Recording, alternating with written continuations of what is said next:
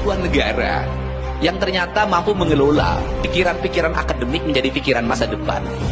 Dan itu diperlihatkan dalam kemampuan sains di bidang nuklir dan kemampuan sains di bidang persenjataan yang mungkin membuat kita terperangah. Negeri Mullah di mana pemimpin spiritualnya memiliki kalimat-kalimat yang menghujam dalam setiap perasaan orang yang mengikutinya. Ternyata dia mampu mengikatkan dirinya pada masa lalu sebagai bangsa Persia. Dirinya pada masa lalu sebagai orang yang memiliki keyakinan yang disebut dengan Syiah terhadap perjuangan Sayyidina Hasan dan Sayyidina Husain.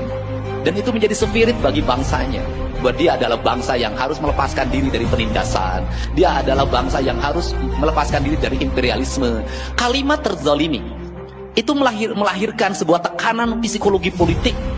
Psikologi politik melahirkan sebuah kebersamaan yang pada akhirnya menjadi energi besar dalam mengangkat derajat dan martabat negaranya.